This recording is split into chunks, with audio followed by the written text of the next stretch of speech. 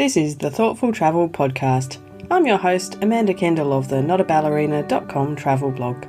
Every episode I'll share travel tales from several fellow travel lovers, and together we hope to entertain and inspire you, remind you of some of your own great travel experiences, and encourage you to hit the road again soon.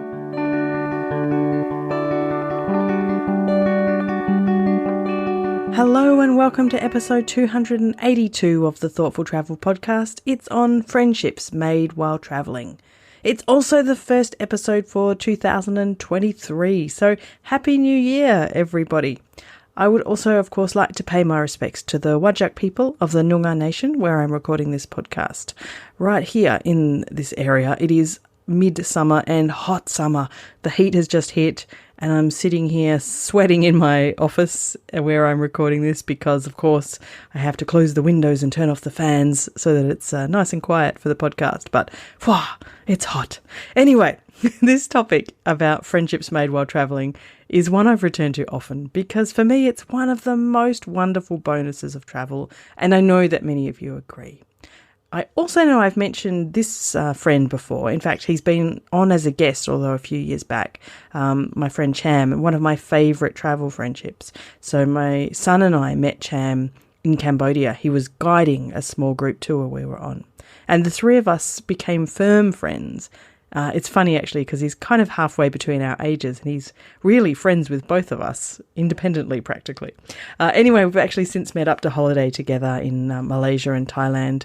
My very last overseas trip before COVID was to catch up with Cham in Malaysia, and haven't been away out of Australia since, so hopefully we can fix that soon. But we're still in touch frequently, and I was very excited this week because while Cham was travelling in England with his boyfriend, they got engaged, and I'm so excited for them, so congrats! And I hope this means we need to travel sometime again for a wedding.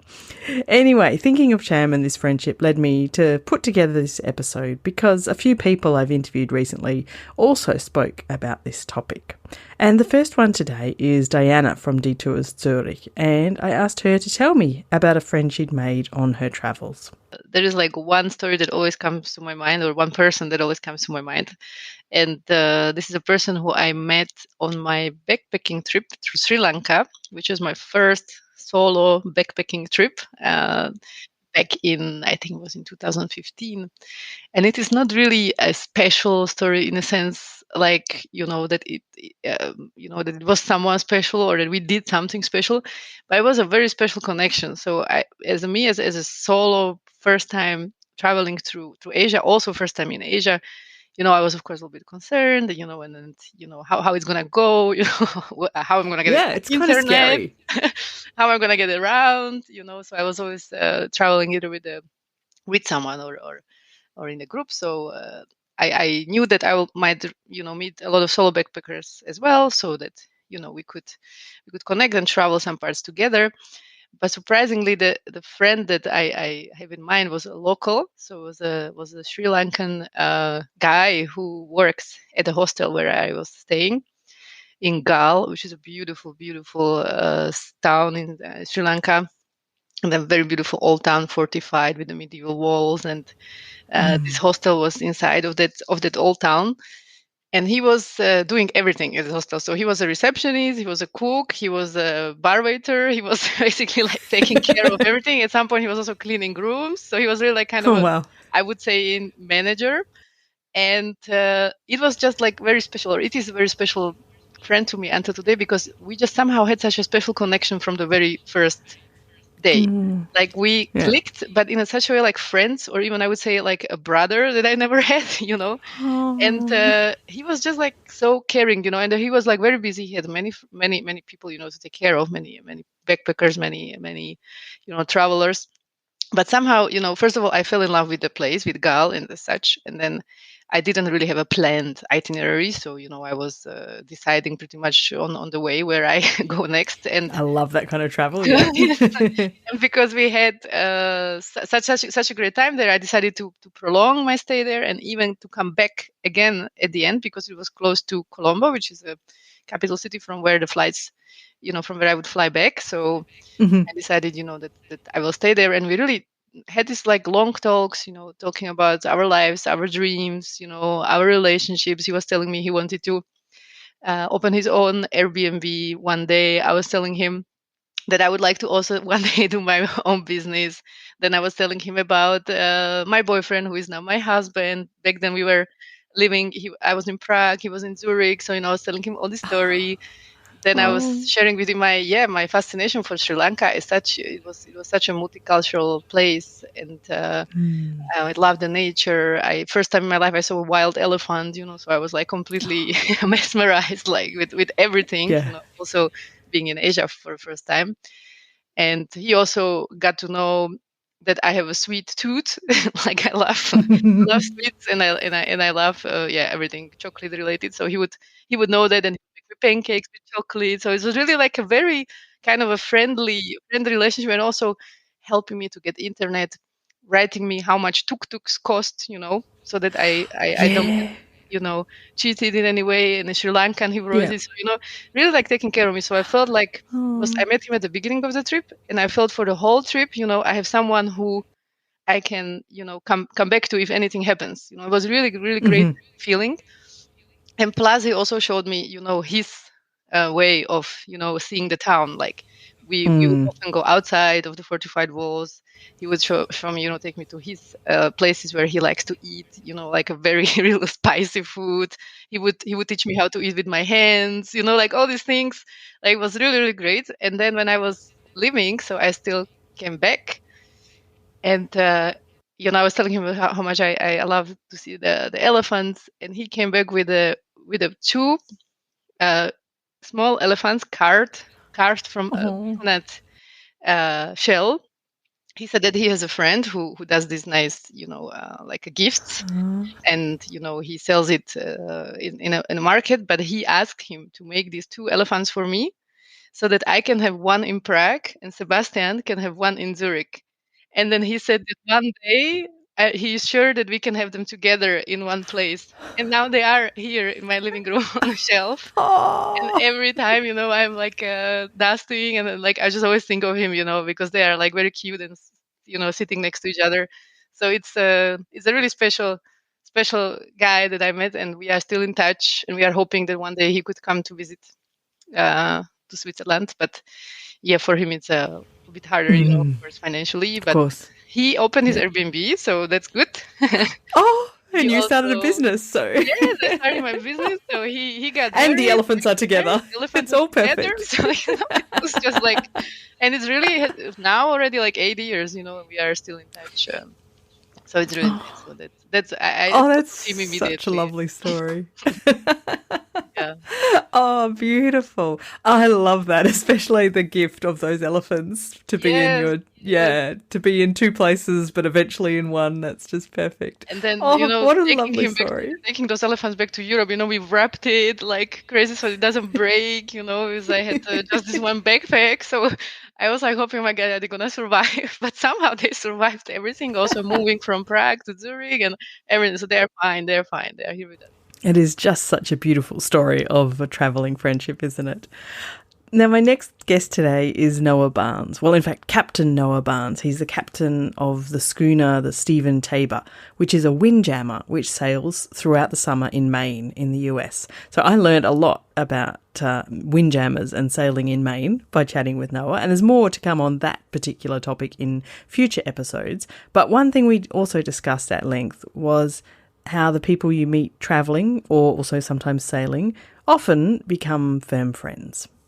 From my personal experience, I have some of my most valuable and most cherished friends from chance encounters, from just ricocheting off each other in a Pilzinska in Prague, or or in a on a long bus Greyhound trip to Pittsburgh, or there are moments where we're at our most vulnerable or available, or or seeking, open in some way. And I feel like for those of us who have the yen to travel, and I've spent almost all of my shekels throughout my life on just going out and knocking about. I just came back from Copenhagen. where I was just hanging out with friends and met friends of friends. And I have friends of friends now that I will stay in touch with forever, probably. And I was there with people that I met while traveling. So, fabulous. Bring it back to the windjammers and the shared discomfiture point that I made before, and the being sort of available and questing and interested. I don't know if everybody feels this way, but I need to get out of the house so that I can feel what it feels like to be intimately connected with what's happening with me from moment to moment. Intimately connected with, Jesus, I got to figure this bus schedule out. It is in a language I don't even recognize the characters. There's a certain thing that happens to your brain when you've got to figure stuff out. Yeah. I just had to figure out how to ride a bike in Copenhagen. Did I do it perfectly? No. Did you fall off? I enjoyed the hell out of it. No. I got the sense that there were a lot of polite Danish people thinking, well, another noob. Here he is. So been there, done that. I completely relate. Yeah. And they were so polite about it. Anyway, so when you open yourself up like that to the beauty of travel, you are at a vulnerable point. You don't mind asking for directions. You're not hiding behind a barrier of I know stuff, and I'm a guy who knows stuff, and this is my truck in my hometown. I don't know. We get outside of ourselves a little bit, and that's beautiful. It's healthy, kind of like Halloween. I don't know if you celebrate Halloween in Perth. Increasingly, yes. A lot. Yeah, no. It's taken London by storm. I'll tell you that. We're available for friendships, and so I have seen on the schooner. I mean, throughout my life, I've seen romances turn into marriages performed on the quarterdeck. I've seen people turned into friends for life. I've seen people leave, book together again next year, and then they didn't come the following year because they were all vacationing together in, Tulum. Yeah. That's beautiful. It's so beautiful. So friendships formed every single trip. Every single trip. We do a music trip in June with a bunch of my old bandmates and musical friends, and it really is just utterly self-indulgent for me. I just have 3 of my really fun musical buddies come on, and we were just sort of jackassing around for the first couple of years, and then we became sort of a band, and then we started playing gigs, and then we went on little mini tours, and we made a couple of albums. But it's not the story. The story is that people started with us early days when we were just a bunch of white dudes trying to play blues, and we're still, that's exactly where we're at still. I don't want to mislead anybody, but they've come every year. They've sailed through every single trip that these bunch of guys have been on. They've been on every single one. Wow. And they wouldn't think about not coming on one. My buddy Chicky, who's drummer, guitar player, blah, blah, blah, his son is graduating from high school next year. So we changed the trip date to a different date in July. Everybody unbooked from the trip we're on and rebooked, changed their flights, changed their travel plans, is coming on because they want to hang out with Tom and Chicky and Jed. That's so anyway, cool. it's a solid hang. Like, they're not wrong. But there's something about that trip that just sort of made a tribe. And I don't see that happening. It was, as adults, it's hard to make friends. Yeah. There's some walls up, and we're all a little full, and we're all a little busy, and we're all a little judgmental. Yeah. And it's hard to make a good friend, if you've got another, mother or father in daycare that you see each other every day, then that might be a passing acquaintance. But to really let somebody in and become like a fast friend is a beautiful and rare thing as an adult, I have found, and I watch it happen every single trip. We do 28 trips throughout the summer. 3-day trips, 4-day trips. That's a lot of new friendships. 6-day trips.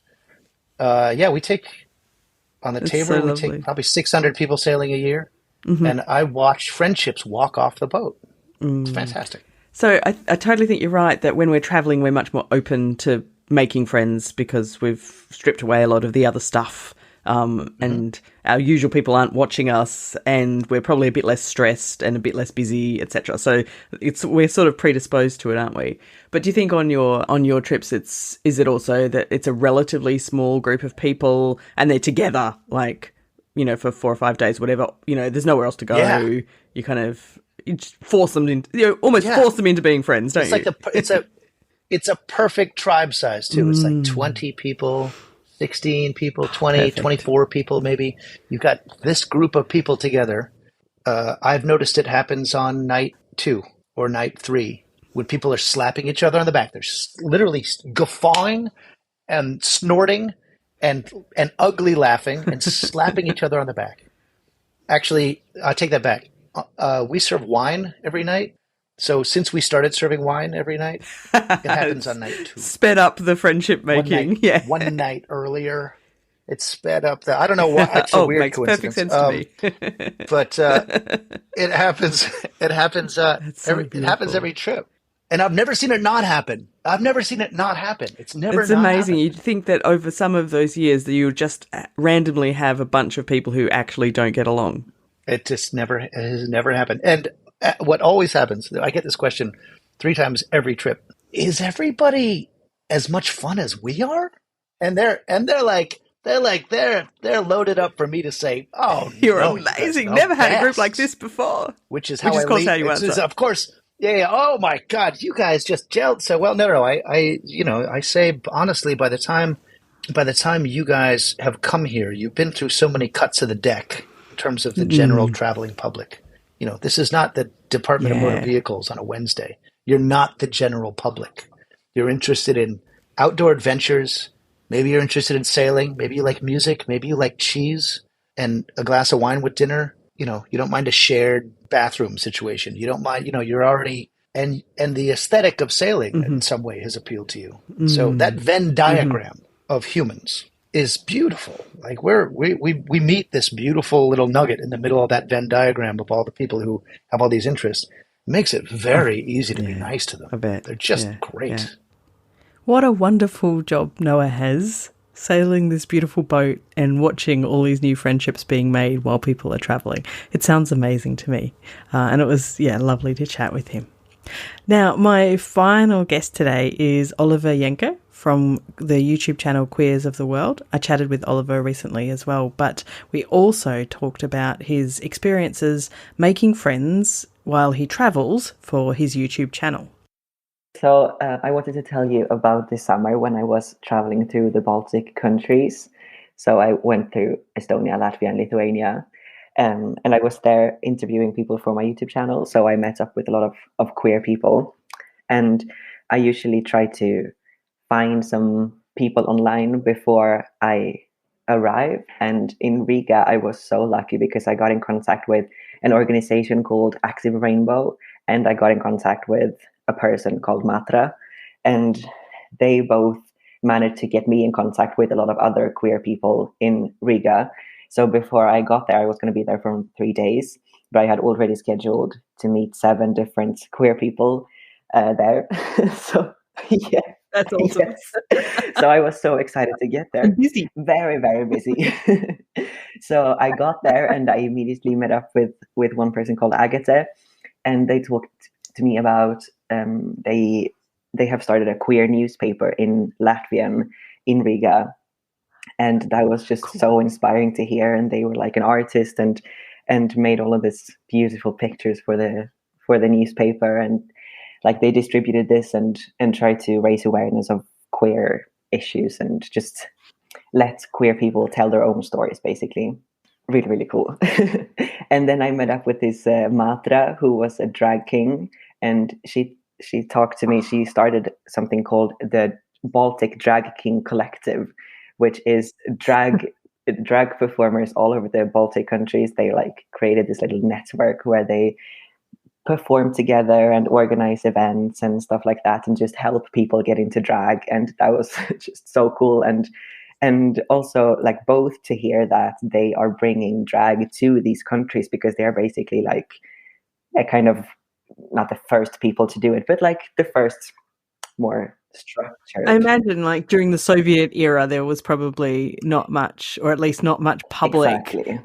It's probably always been kind of, going on like underground, but yeah.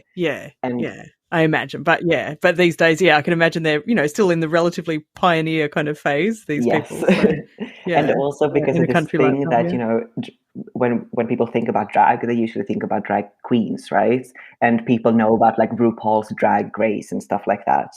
But people may not have heard about drag kings at all, or if they have, they maybe think that it's like a smaller thing or something, like people just trying to mimic what drag queens are doing. But the fact is that these two like art forms, they have started together and grown together, and like just the misogyny in the world, and like drag kings not getting as much attention as drag queens. Yes. Yes, misogyny touches all aspects of life, doesn't it? It's crazy, but it's true. Everywhere. Yeah. Oh, wow. I love the way, like, I love to meet new people when I travel, but when you've traveled like with that specific purpose to find people to interview for your channel, it's such a good way to, you've kind of got an in to say, hey, I'm coming to Latvia or, wherever else, and I'd love to meet, and chat with, these kind of people.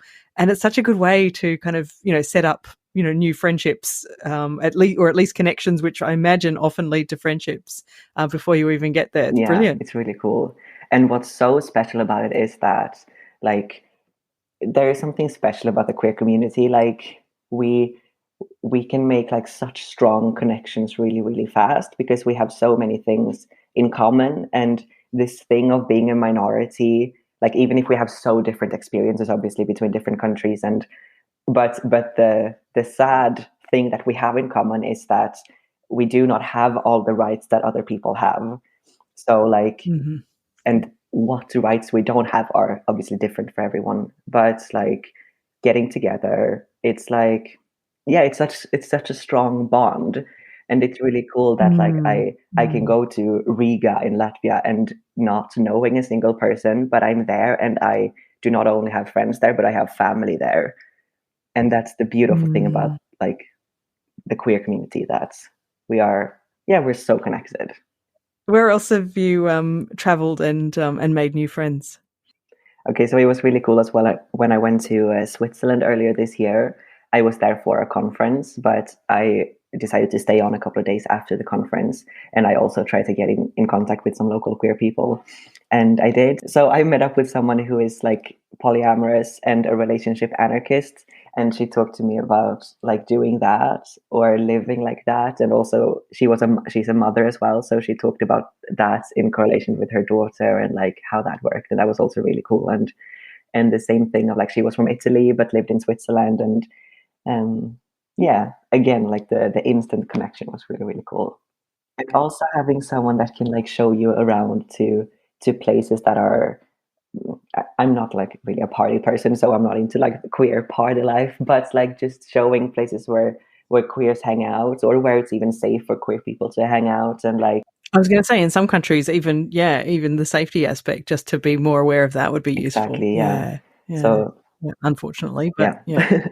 So I think the moral of that is that when you're traveling with a specific purpose, it's often a really amazing way to have a kind of ready community of future friends waiting for you on your travels, which is kind of really special. So I love that. So I would love to hear some more about the friendships you've made on your travels. Don't forget, we have the Facebook and LinkedIn groups for Thoughtful Travellers. The links are in the show notes, or just look up Thoughtful Travellers in Facebook or LinkedIn and request to join. A huge thanks to my guests today for their fabulous stories. I started off chatting with Diana Fischer from Detours Zurich, and you can find out about her tours at detours-zurich.ch. And then, of course, I chatted with Noah from the Stephen Tabor.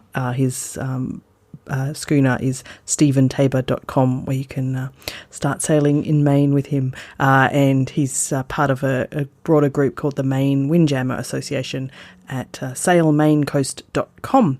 Looks amazing.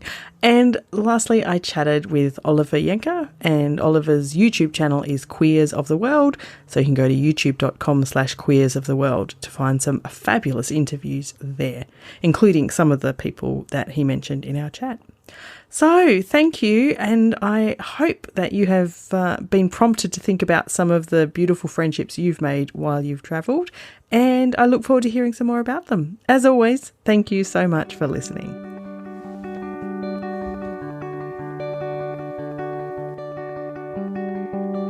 This has been another episode of the Thoughtful Travel Podcast. Show notes and other information are at notaballerina.com/podcast. Join me again soon for another chat about why we travel. Bye for now.